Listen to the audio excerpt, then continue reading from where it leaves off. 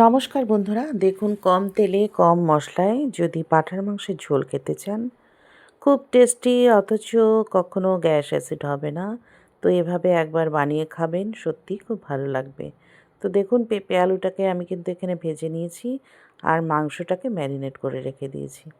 এবার আমি তেলের মধ্যে দিয়ে দিলাম সাজিরা, দারচিনি আর এলাচ ফোড়ন। তো সাজিরাটা গরম, এমনি জিরা দেবো না, এখানে সাজিরাটা দিলে সেন্টটা কিন্তু খুব ভালো আসে, তাই এটা দিলাম। আর ম্যারিনেট করেছি আমি কী কী দিয়ে বলছি আমি।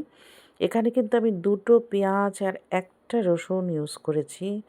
একটা পেঁয়াজকে বেটে দিয়েছি, অর্ধেকটা রসুন, অর্ধেকটা টমেটো, অর্ধেকটা টমেটো কেটে দিয়েছি, আর দিয়েছি আদা, আর দিয়েছি আমি শুধু কাঁচা লঙ্কার মধ্যে যে পাকা লঙ্কাগুলো থাকে সেই পাকা লঙ্কা 3টে বেটে দিয়েছি।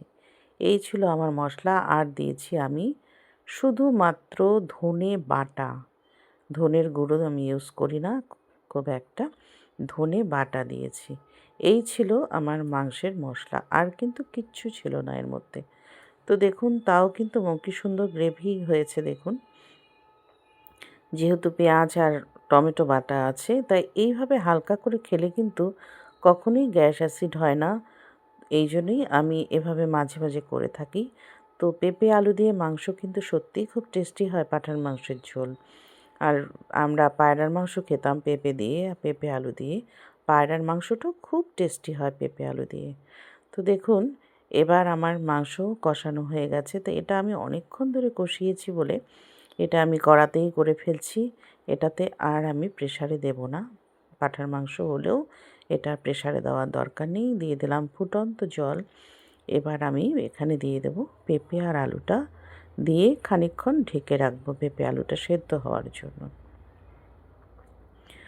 তারপরে দেখুন আমি ঢেকে রেখেছি, আমার পেঁপে আলু কিন্তু সেদ্ধ হয়ে গেছে।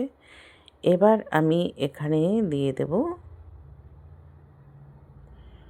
সামান্য গরম মশলা। তো গরম মশলা আমি শুধু দারচিনি এলাচ বাটাই কিন্তু আমি এখানে দিয়েছি, আর কিছু না।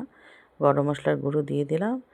আর যেহেতু এটা হালকা ঝোল, সেই জন্য আমি কিন্তু এখানে ধনে পাতা ইউজ করলাম। তো পাঁঠার মাংসে ধনে পাতা ইউজ করলে বিলাতি ধনেটাই বেশি ভালো লাগে, কিন্তু যেহেতু এখন বিলাতি ধনে নেই, তাই আমি এমনি ধনেটাই দিলাম। কিন্তু খুব টেস্টি হয়েছিল খেতে। আপনারা অবশ্যই একবার দেখবেন। অনেকে আমাকে বলেছিল পেঁপে আলু দিয়ে কেমন পাঁঠার মাংস, তা আজকে সেই জন্যই রেসিপিটাকে আমি করলাম। তো দেখুন এই যে আমি সার্ভ করে দিচ্ছি, আমার রেডি। তো আজকে রোববারের থালায় মাংস ভাত। তো মাংসটা এতটা গরম ছিল, আমি আপনাদের ঠিক মতো ভেঙে দেখাতে পারছি না, এটা খুব গরম ছিল। তো সত্যি খুব অসাধারণ হয়েছিল। অবশ্যই একবার ট্রাই করে দেখবেন। ভালো লাগলে লাইক কমেন্ট করবেন, আমার চ্যানেলটিকে সাবস্ক্রাইব করে